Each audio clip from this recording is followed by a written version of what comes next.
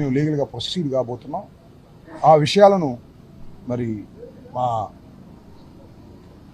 సుధాకర్ రెడ్డి గారు నాకు general secretary కన్నా ఇంతకుముందు లీగల్గా ఆయన అన్ని కేసులు, నా 3 కేసులు కూడా ఆయనే ఇక్కడ చూశారు, ఆయనే ఆర్గ్యూ చేశారు చాలా బ్యూటిఫుల్గా. నేను ఒక మాట అయితే చాలా సంతోషంగా చెప్పగలుగుతాను, YSR Congress party legal team చాలా స్ట్రాంగ్గా ఉంది. సరే ఒకసారి బెయిల్ వస్తే ఒకసారి bail, that is different cases. నేను 18 రోజుల్లో బయటకు వచ్చా, నేను 18 మాసాలు ఉండడానికి కూడా సిద్ధపడి వెళ్ళా, అయినా 18 రోజుల్లో బయటకు తీసుకొచ్చే కార్యక్రమం చేశారు. వారిని భవిష్యత్తులో కూడా ఈ సంఘటన మీద అనేకమైనటువంటి పిటిషన్స్, కేసులు వేసి చట్ట ప్రకారంగా పోలీసుల మీద, మా మీద దాడి చేసిన వారి మీద, అందరి మీద యాక్షన్ తీసుకునే విధంగా పోరాటానికి సిద్ధమవుతున్నామని ఈ సందర్భంగా తెలియపరుస్తున్నాను. తర్వాత మిత్రులు మాట. వైఎస్ఆర్ కాంగ్రెస్ పార్టీ మా అధినాయకుడు జగన్మోహన్ రెడ్డికి పాదాభివందనం చేస్తున్నాం. వారి ఆదేశంతో, వారి ఉపదేశంతో వైఎస్ఆర్ కాంగ్రెస్ పార్టీ మా నాయకుడైనటువంటి అంబటి రాంబాబు గారి వెనక మమ్మల్ని కార్యోన్ముఖులు చేసి ప్రతి గంటకి మానిటర్ చేస్తున్నటువంటి జగన్మోహన్ రెడ్డి గారు ఒక కార్యకర్తకి జరిగినా కూడా ఇదే విధంగా ఆయన ఇంట్రెస్ట్ తీసుకుంటున్నారు. రాంబాబు విషయంలో నన్ను సుదర్శన్ పిలిచి ఎన్ని రోజులు ఎన్ని గంటల్లో బయటకు తీసుకొస్తారు రాంబాబు అడిగినటువంటి గొప్ప పని జగన్మోహన్ రెడ్డి గారు మాకు ఇచ్చిన ఆదేశం. మీకంతా తెలుసు, సాయంత్రం 4:30 నుంచి సుమారు రాత్రి 12:30, 1 గంట దాకా జరిగినటువంటి ఒక దహన కాండ, అరాచక తత్వం, లెక్కలేని తత్వం, భయం లేని తత్వం, రాజ్యాంగం ఉంది, పోలీసు ఉంది, చట్టాలు ఉన్నాయని మర్చిపోయినటువంటి పరిస్థితి చాలా దురదృష్టకరమైనటువంటి విషయం. అది గతం జరిగిపోయింది. కానీ ఈరోజు YSR Congress party legal team సంఘటితమై, ఏకోన్ముఖమై, ఒక పోరాట సైనికులాలు చేసినటువంటి లీగల్ టీం ప్రతి ఒక్క సభ్యునికి, ప్రతి ఒక్క మెంబర్కి అందరూ ఇట్స్ ఎ కలెక్టివ్ వర్క్. నేనొక్కడి మటుకు కాదు. దానిలో ముఖ్య పాత్ర వహించినటువంటి సుదర్శన్ రెడ్డి గారు, కృష్ణారెడ్డి గారు, భగవాన్ గారు, సూరిబాబు గారు, కొర పేర్లుంటే మర్చి క్షమించండి.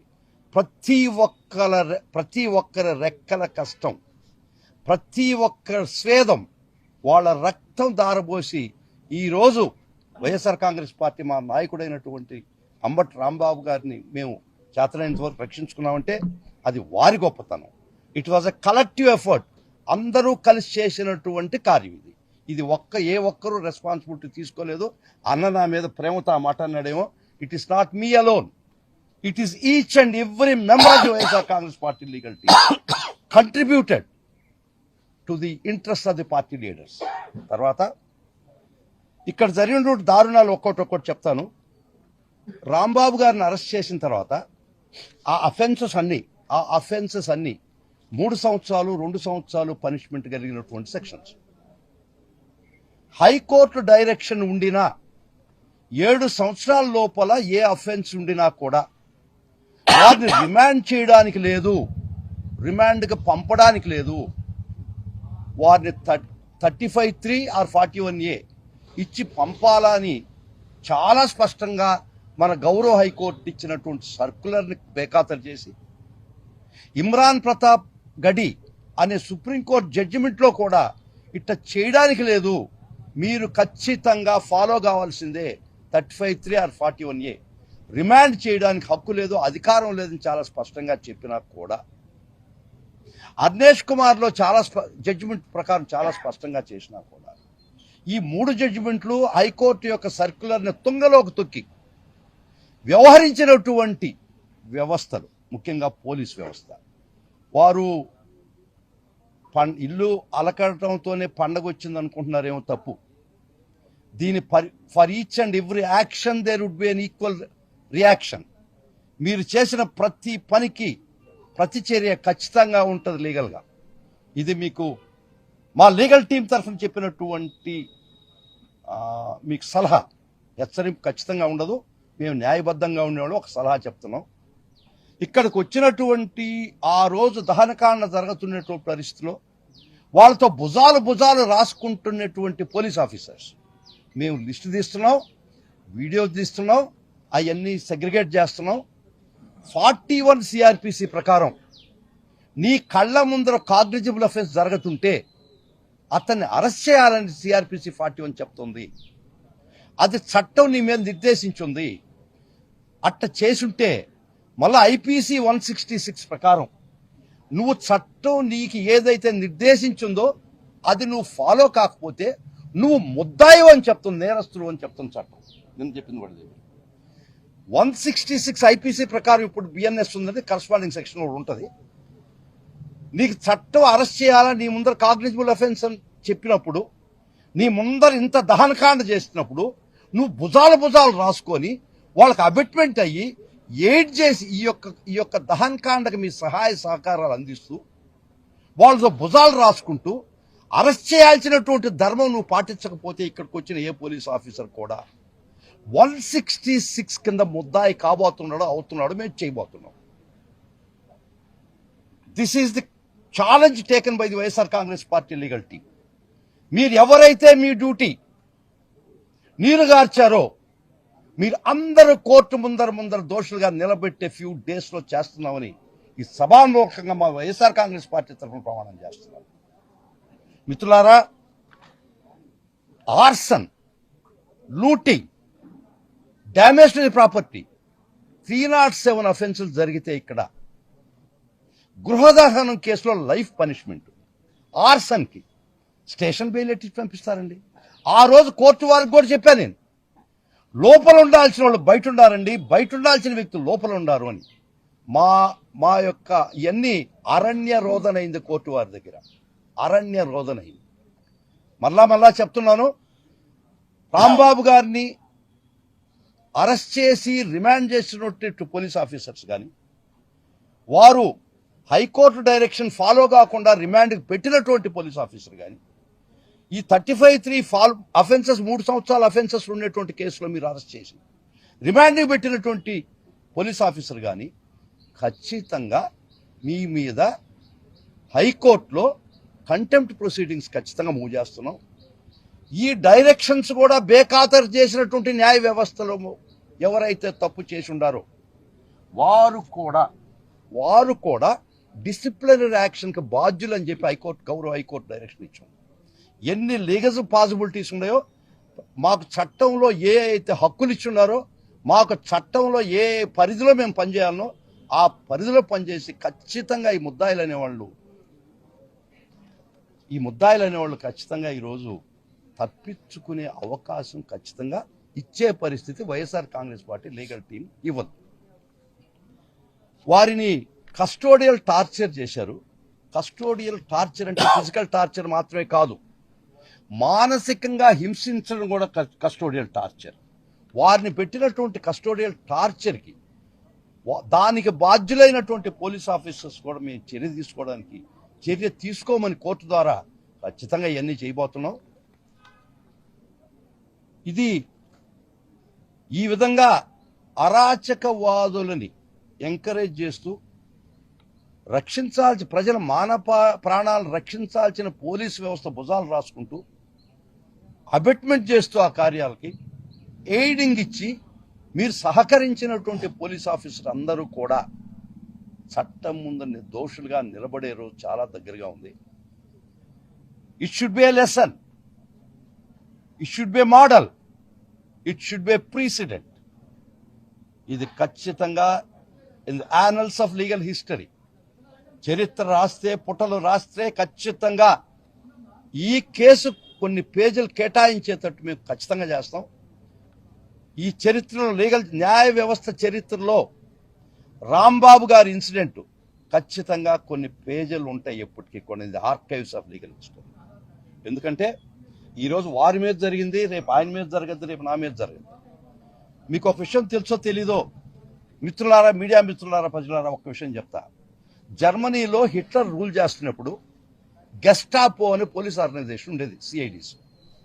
వారు హిట్లర్ని వ్యతిరేకించిన ప్రతి వర్గాన్ని ఒక్కొక్క వర్గాన్ని అన్హిలేట్ చేస్తూ పోయారు. First they came against juice, యూదులు వెంటబడి వాళ్ళు పట్టకపోయి గ్యాస్ చేంబర్లో చంపేశారు. నేను యూదుల్ని కాదని పక్కన నిలబడి నేను యూదుల్ని కాదు కదా ఆయన్ని కదా పట్టకపోయిందని చూస్తున్నా. తర్వాత కమ్యూనిస్టుల మీదకి వచ్చారు. ఈయనేం చేశా అంటే కమ్యూనిస్టులు కదా పట్టకపోయి చంపేసి నన్ను కాదు కదా ఈయన నోరు ఎలబెట్టి చూస్తున్నాడు పట్టించుకోకుండా. ఈయన సోషలిస్ట్, ఈయన మీదకి వచ్చారు. ఈయన పట్టకపోయారు. ఈయన పట్టకపోతే ప్రజలు ఏం చేస్తున్నారు? సోషలిస్టులు కదా పట్టకపోయింది నన్ను కదా కాదు కదా అన్నారు. లాకరికి ప్రజల దగ్గరికి వచ్చారు. వస్తే వాళ్ళ వెనక ఎవరూ లేరు. కాబట్టి ఈరోజు రాంబాబు గారు జరిగింది. రేపు వారిని మనం ఆ విషయం ఉపేక్షిస్తే మన వెనక కూడా ఎవరు నిలబడరు. ఖచ్చితంగా ఇది చాలా దుర్మార్గమైన పరిస్థితి. As a team of YSR Congress party legal team, as a team will take it to the logical end, will take everything to the courts door steps of the court. Will see that ఎవరైనా దీనిలో తప్పు చేసినారని ఉంటే వాళ్ళు ఖచ్చితంగా court ముందర నిలబెడతాం, దోషులుగా చూపిస్తాం. ఇక్కడ ఆ రోజు అందరికీ తెలుసు, మా ఎక్స్ఎంపీ మోదుగుడు వేణుగోపాల్ రెడ్డి గారు, ప్రస్తుతం ఎమ్మెల్సీ లేళ్ల అప్పిరెడ్డి గారు, మా ఎక్స్ హోమ్ మినిస్టర్ వనిత గారు, సుచరిత గారు, వీరు ఎస్పీ గారి ఇంటి ముందర నిలబడి గేటు ముందర maybe half an hour 1 hour they were pleading the SP, ఒక్క ఆడియన్స్ ఇవ్వండి, ఇంత ఘోరం జరుగుతుంది టౌన్లో అని చెప్తే గేటు కూడా తీయని పరిస్థితి అంటే you are dereliction of duty కింద తమ రారా అని అడుగుతున్నారు. వారి సంగతి వదిలేయండి. మా బొత్స సత్యనారాయణ గారు కౌన్సిల్లో ఆయన అపోజిషన్ లీడర్గా ఉన్నటువంటి బొత్స సత్యనారాయణ గారు డీజీపీ గారికి ఫోన్ చేశారు, నో రెస్పాన్స్. డిఐజీకి ఫోన్ చేశాడు, నో పోలీస్. ఐజీ గారికి ఫోన్ చేశాడు, నో పోలీస్.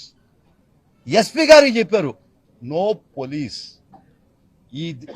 ఈ ప్రదేశంలో, ఈ జిల్లాలో, ఈ టౌన్లో కొద్ది గంటల సేపు నో పోలీస్. ఇది దీనికంతా వీళ్ళ పరిధిలో జరిగిందని ఖచ్చితంగా నేను అనుకోవటం లేదు.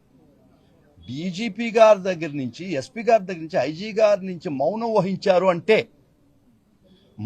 వహించారు అంటే వీళ్ళని ఆడించినటువంటి శక్తులు, గొప్ప శక్తులు ఈరోజు టాప్ పవర్లో ఉన్నటువంటి వారు కనుసన్నల్లో ఇది జరిగిందని నా అభిప్రాయం. ముఖ్యంగా చంద్రబాబు గారు అయితేమి, లోకేష్ గారు అయితేమి, వారు మాత్రమే ఈ రేంజ్లో ఈ విధంగా పోలీసుని సైలెన్స్ చేసే శక్తి వారికి మాత్రమే, ఇంకెవరికి లేదు. కాబట్టి ఈ సైలెన్స్ చేసే శక్తి వాళ్ళ చేతుల్లో, ఈ రాష్ట్రాన్ని నడుపుతున్నటువంటి గొప్ప ఆ నాయకుల చేతిలోనే మాత్రమే ఉంది. కాబట్టి దీనికి సంబంధించి దీనికి బాధ్యులైన ప్రతి ఒక్కరూ కూడా ఒక రోజుకి ఖచ్చితంగా జవాబు చెప్పే పరిస్థితి తీసుకొస్తారు. 100% అండి.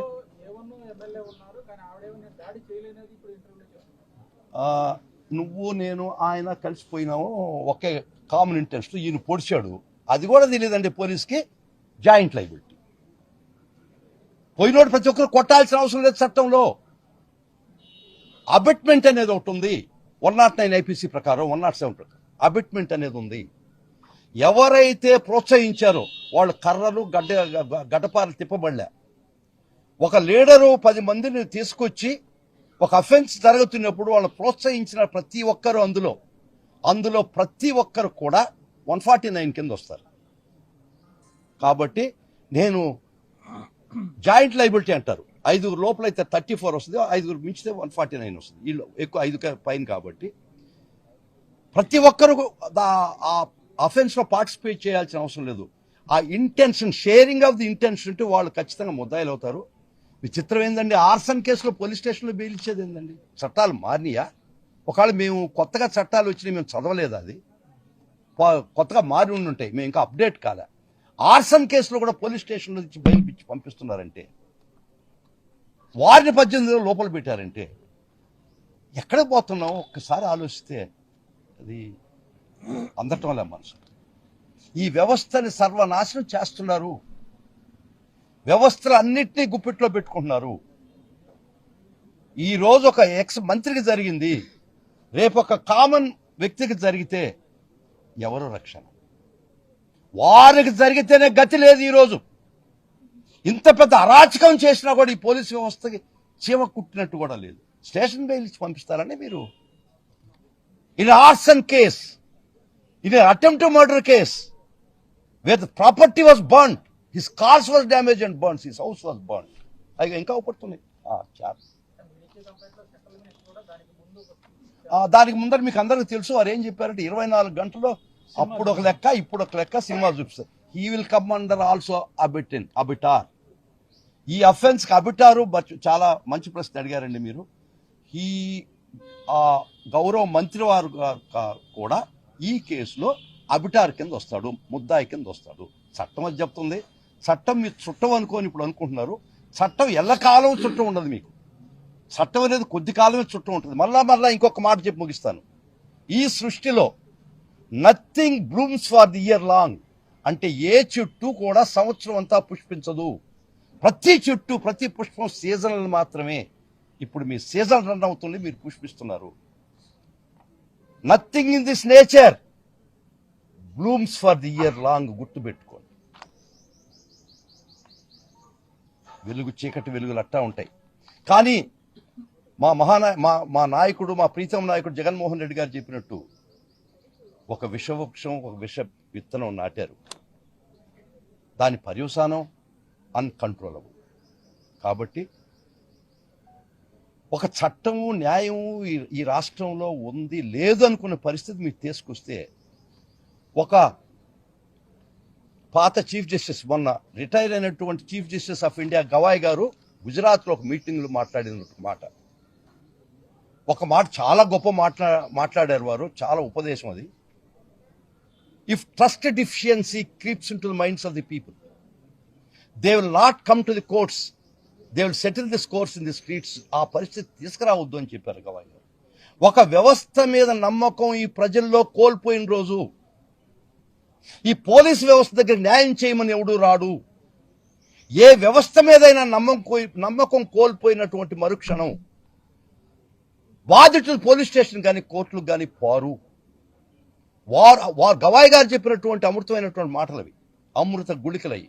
If trust deficiency creeps into the public mind, they will not approach the institutions, they will settle this course in the street which leads to vandalism అని చెప్పాడు. వద్దు, వ్యవస్థల మీద నమ్మకం పోనీయొద్దు. ఇంకా ఈ రాష్ట్రంలో మహానుభావుడు అంబేద్కర్ రాసినటువంటి రాజ్యాంగం ఇంకా ఉందని మాకు అనిపించనివ్వండి. ఒక కామన్ మ్యాన్ కనిపించనివ్వండి. ఇంకా పోలీస్ మాన్యువల్ రన్నింగ్లో ఉందని అనిపించండి. సిఆర్పిసి ఇప్పుడు బిఎన్ఎస్ఎస్ ఈ రాష్ట్రంలో అమల్లో ఉందనిపించండి. బిఎన్ఎస్ ఈ రాష్ట్రంలో పనిచేస్తుంది అనిపించండి. బిఎన్ఎస్ఎస్, సిఆర్పిసి, ఐపీసీ ఏమీ లేవు, రాజ్యాంగం ఈ రాష్ట్రం లేదని వచ్చిన రోజు, రాకూడదని మొక్కతుండా మీకు ఆ పరిస్థితి తీసుకురావద్దు.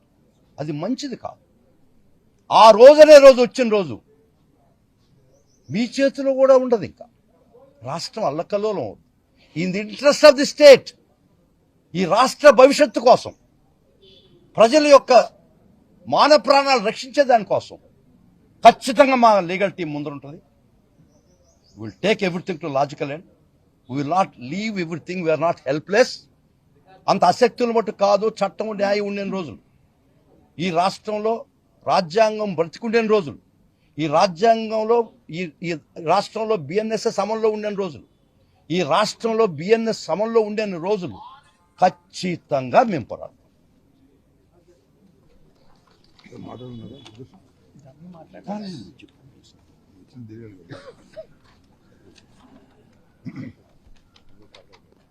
అందరికీ నమస్కారం. ముఖ్యంగా పెద్దలు వైఎస్ఆర్ కాంగ్రెస్ పార్టీ సీనియర్ నాయకులు అంబటి రాంబాబు గారి అరెస్టును మనమంతా కూడా గత ఒక 20 రోజుల కింద జరిగినటువంటి సంఘటనను మనము చూసినట్లయితే, ఈ రాష్ట్రంలో శాంతి భద్రతల క్షీణత పరాకాష్ఠకు చేరుకున్నటువంటి విధంగా మనకు కనిపిస్తుంది. ఆయన రాజకీయ నాయకులే కాదు, ఒక న్యాయవాది కూడా. ఆయనకు చట్టం పట్ల చాలా విలువలు, విశ్వసనీయత ఉన్నటువంటి వ్యక్తి. మరి ఎప్పుడు ఆయన అనర్గళంగా తన ఉపన్యాసాన్ని ఇచ్చినా కూడా ఎక్కడా కూడా ఒక తప్పు కూడా దొరలకున్నటువంటి మాట్లాడినటువంటి వ్యక్తి. ఒకవేళ ఆయన మాట్లాడే మాటల్లో వ్యంగ్యం ఉంటుందేమో కానీ ఎక్కడా కూడా అశ్లీలత, ఇతరులను కించపరిచే విధంగా ఆయన యొక్క భాష ఉండనటువంటి వ్యక్తి. అలాంటి వ్యక్తి ఆ రోజు పార్టీ ఆదేశాల మేరకు మీరు చేసేటువంటి తప్పుడు ప్రచారాలలో భాగంగా తిరుపతి లడ్డులో జంతు కొవ్వు కల్తీ చేశారనేటువంటి క్రమంలో మీరు చేసేటువంటి ఒక దుర్మార్గపు ప్రచారాన్ని మీరు చేస్తూ ఉంటే అందులో భాగంగా ఒక ఫ్లెక్సీ ఏర్పాటు చేస్తే అక్కడికి వెళ్ళి ఇది మంచి పద్ధతి కాదు, ఇలాంటి ఫ్లెక్సీలు ఏర్పాటు చేయడము, ఇది తీసేయండి అని చెప్పి పద్ధతిగా ఒక చెప్పినటువంటి క్రమంలో ఆయన మీద దాడి చేసింది ఎవరు? మీరే ఆయన మీద దాడికి కర్రలు కట్టెలు తీసుకొని మహిళలు కూడా, మహిళా జాతి కూడా అవమానపడేటువంటి విధంగా ఒక మహిళ దూషించినటువంటి విధానం కూడా మనం అందరూ కూడా అన్ని సామాజిక మాధ్యమాల్లో విస్తృతంగా ప్రచారం చేయబడింది ఆమె మాట్లాడినటువంటి భాష. అలాంటి క్రమంలో 100 మాటలు మాట్లాడితే ఒక్క మాట అయినా తనను కాపాడుకునేటువంటి క్రమంలో మాట్లాడితే అదేదో పెద్ద నేరంగా భావించి దాన్ని తీసుకుని విస్తృతంగా మీరు మీ సోషల్ మీడియాలో ప్రచారం చేసి ఏదో ముఖ్యమంత్రి గారిని అశ్లీలంగా మాట్లాడినాడనేటువంటిది ఒక క్రియేట్ చేసి మీరే ఆయన మీదకి వచ్చినటువంటి దౌర్జన్యం చేసినటువంటి తీరు వచ్చి మీరు చేసేటువంటి విధానంలో మీరందరూ కూడా అక్కడ శాసనసభ్యులు కానీ, మాజీ శాసనసభ్యులు కానీ, మంత్రులు కానీ, వారి అనుచరులు కానీ, వారి యొక్క కార్యకర్తలు కానీ మీరు నిజంగా ఏది మంచి ఏది చెడు అనేది మీకు తెలియదా? అయినప్పటికీ కూడా ఆయనకున్నటువంటి విలువలు, ఆయనకున్నటువంటి గౌరవం, నేను ఈ విధమైనటువంటి భాష మాట్లాడిండకూడదేమో అని చెప్పేసి కూడా మళ్ళీ తదుపరి మీ సమావేశాన్ని ఏర్పాటు చేసి మీ అందరి సమక్షంలోనే ఆయన దాన్ని చింతిస్తూ ఆయన తన క్షమాపణ కోరడం కూడా జరిగింది. అయినప్పటికీ మీరు క్షమించకుండా, అయినప్పటికీ మీరు దానికి పశ్చాత్తాపం పడకుండా మీరు తిరిగి ఆయన మీదకి వచ్చినటువంటి దాడి చేసినటువంటి క్రమం, ఒక్కొక్కరు ఒక 100 మందిని ప్రోగేసుకొని ఒకసారి వచ్చి ఇంట్లో ఉన్నటువంటి వాళ్ళ మీద అందరి మీద కూడా దాడి చేసి వెళ్ళిపోయిన తర్వాత మళ్ళీ 1 గంట తర్వాత మళ్ళీ ఒక 100 మంది వచ్చి అలా దాదాపు 4 గంటల నుంచి రాత్రి 10-11 గంటల వరకు మీరు చేసినటువంటి విధానము, మీరు చేసినటువంటి దాడి, మీరు చేసినటువంటి క్రమం చూస్తే ఇది ఒక ఆర్గనైజ్డ్ క్రైమ్ లాగా చేసి దాన్ని మీరు ఈరోజు కప్పిపుచ్చుకునేటువంటి క్రమంలో ఆయన మీద తిరిగి కేసులు పెట్టి ఆ కేసులు కూడా ఆ ఒక్క మాటకు 36 కేసులు. ఎప్పుడైనా ఆంధ్రప్రదేశ్ రాష్ట్ర చరిత్రలో ఒక్క మాటకు 36 కేసులు పెట్టినటువంటి చరిత్ర ఇంతవరకు ఎక్కడైనా ఉందా? అది ఒక అంబట్ రాంబాబు గారి విషయంలో ఈరోజు మీరు అంత దిగజారి చట్టాన్ని, వ్యవస్థల్ని దిగజార్చి ఈరోజు చేసినటువంటి క్రమం చూస్తే ప్రజలందరూ కూడా ఈరోజు నిర్ఘాంతపోయి చూస్తున్నారు మీ పట్ల. మీకు అధికారం ఇచ్చింది ఎందుక? మీకు ఓట్లేసి మిమ్మల్ని పరిపాలించమని చెప్పేసి మీ రాష్ట్రాన్ని మీకు అధికారం ఇస్తే మీరు ఈరోజు మీ పరిపాలన గురించి మాట్లాడినా, మీ తప్పులను ఎత్తి చూపినా వాళ్ళందరికీ మీరు ఇచ్చేటువంటి బహుమతి ఇదా? నిజంగా మీకు నైతిక విలువలు ఉంటే, నిజంగా మీరు పరిపాలనా దక్షత ఉంటే మీరు వాళ్ళు మాట్లాడినటువంటి ప్రతి మాటకు మీరు సమాధానం చెప్పాల్సినటువంటి అవసరం ఉంది. ప్రతిపక్ష పార్టీగా ఈరోజు ప్రతి మాటకు, ప్రతి అడిగిన ప్రశ్నకు ఈరోజు సమాధానం చెప్పాల. అలాంటి చెప్పలేక మీరు పలాయనం చిత్తగించే క్రమంలో ఈరోజు తప్పుడు కేసులు పెట్టేటువంటి పరిస్థితి. ఈరోజు మేము 2 రోజుల నుంచి అనేక డిబేట్లు జరుగుతున్నాయి. కల్తీ అనేది ఎవరి హయాంలో జరిగింది? ఎవరి హయాంలో ఈ లారీలు నెయ్యిని తీసుకొని వచ్చి టీడీడీకి సప్లై చేశారు? ఎవరి హయాంలో ఆ శాంపుల్స్ లిఫ్ట్ చేశారు? ఎవరి హయాంలో ఆ తప్పు జరిగింది? ఎవరి హయాంలో అదంతా జరిగింది అనేది ఎవరితో మీరు పొత్తు కుదుర్చుకున్నారు? సప్లై చేసినటువంటి వాళ్ళతో మీకున్నటువంటి సంబంధాలు ఏంది? మీకున్న అనుబంధం ఏంది? మీకున్నటువంటి వ్యాపార లావాదేవీలు ఏంటి అనేది ఒక్కొక్కటి బయటకు వస్తే మీరు చేసినటువంటి అన్యాయం, దుర్మార్గం ఈ రాష్ట్రంలో ఎవరు కూడా క్షమించేటువంటి పరిస్థితుల్లో ఈరోజు లేరు. దీన్ని ప్రశ్నిస్తే వెంటనే ఇమ్మీడియట్ గా ఎదురుదాడి. ఇంతకంటే దుర్మార్గమైనటువంటి క్రమం ఇంకోటి కూడా ఉండదనిపిస్తుంది.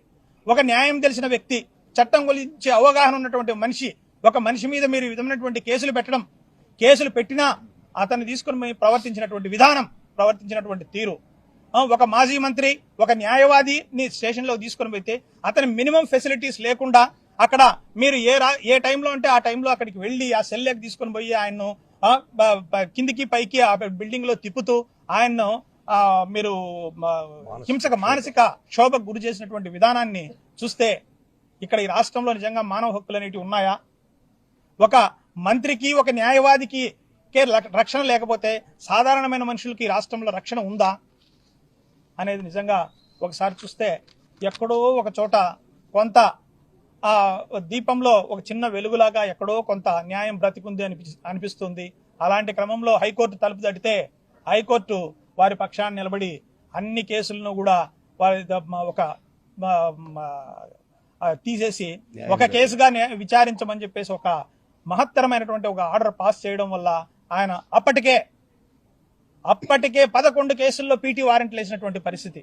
అంటే ఒక నేరానికి 36 కేసులు పెట్టి అందులో ఆ రోజుటికి 11 కేసుల్లో పీటీ వారెంట్లు వేసి ప్రతిరోజు ఆయన్ను జైలు నుంచి తీసుకొని రావడం, సాయంత్రం దాకా కోర్టులో పెట్టడం, సాయంత్రం మళ్ళీ తీసుకొని పోయి జైల్లో పెట్టడం, ఆయన్ను హింసించడం వల్ల మీరు పొందేటువంటి సునకానందం కోసం ఈరోజు ఒక రాష్ట్ర వ్యవస్థనంతా మీరు ఉపయోగిస్తున్నారు అని అంటే ఇంత దుర్మార్గమైనటువంటి ప్రజాస్వామ్యం మీ రాష్ట్రంలో ఉందో మనం ఒక్కసారి అందరూ కూడా ఆలోచించాలని చెప్పేసి కూడా మీ అందరి ద్వారా కోరుకుంటూ, భవిష్యత్తులో ఈ జరిగినటువంటి తప్పులకన్నిటికీ కూడా మూల్యం చెల్లించేటువంటి రోజు ఆసన్నమైంది. చట్ట ప్రకారం మీరు ఎవరు తప్పు చేశారో ఎవరిని కూడా ఏ ఒక్కరిని కూడా వదిలిపెట్టేటువంటి పరిస్థితి లేదు. అందరి మీద కూడా చట్ట ప్రకారం చర్యలు ఉంటాయి. మీరు మొదటి ఆ ఇన్సిడెంట్ స్టార్ట్ అయినప్పటి నుంచి కూడా ఆయన తిరిగి జైలుకి వచ్చేటప్పటి వరకు కూడా ఆయన ఏ క్రమంలో బాధింపబడ్డాడో, ఏ క్రమంలో ఆయనకు చట్ట ప్రకారం కావాల్సినటువంటి ఆయనకు ఉన్నటువంటి హక్కులు ఎక్కడైతే ఆయన పొందలేకపోయాడో అన్నిటి మీద ఆయన రిమాండ్ విషయంలో కానీ, ఆయన అరెస్ట్ విషయంలో కానీ, అరెస్ట్ కంటే ముందు ఆయన ఇంటి మీద జరిగినటువంటి దాడి విషయంలో కానీ, తర్వాత అన్నిట్లోనూ కూడా చట్ట ప్రకారం చర్యలు తీసుకుంటాము.